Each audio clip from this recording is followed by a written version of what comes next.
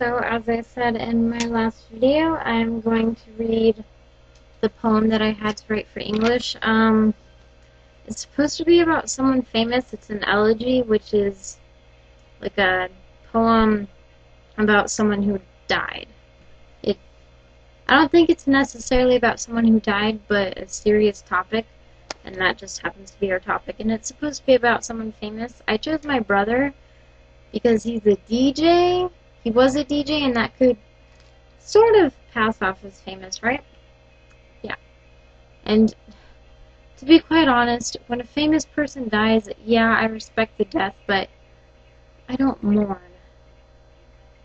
Maybe I'm inhuman, I don't know. Okay. Anyways, it's called The Nightclub in the Sky. Thoughts of you flood my mind as I carry the coffin across the family graveyard, my stilettos puncturing the soaked ground from yesterday's tornado. People watch my small act of bravery and courage, my final goodbye to you. A stranger could fill the void in the group of men in my family assigned to carry the coffin, but I will not have it. I am able to help, and so I will. Your cause of death is shocking to your fans, but somehow it came to me with no shock value.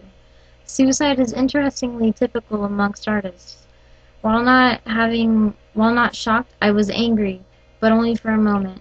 You left me behind to fend for myself. You voluntarily let me go. The details lead me to visualize a slow, almost violent death. Nothing I would have wanted for you, but it is oddly comforting to know your death was by your own hands and decisions and not the ones of someone else. The physical distance that existed between us in the last 5 years of your life led me to believe that you were simply somewhere else in the world. To me, you were flying helicopters over Iraq, starting another club in Florida, or just picking up gigs whenever you can.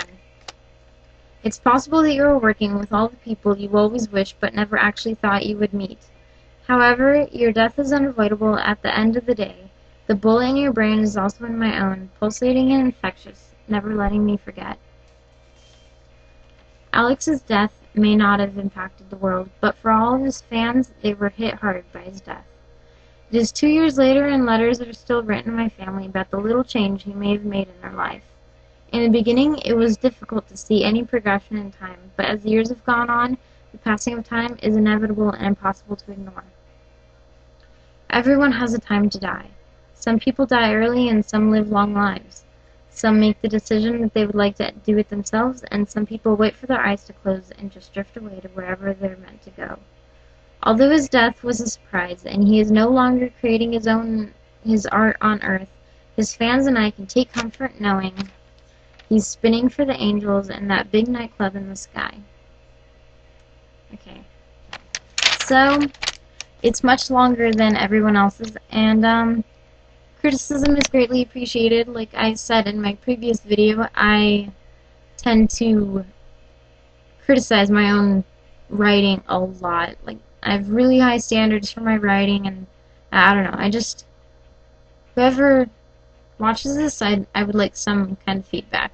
I mean, regardless, I'm probably still going to read it in class tomorrow, but I don't know. I'd like to know what you think.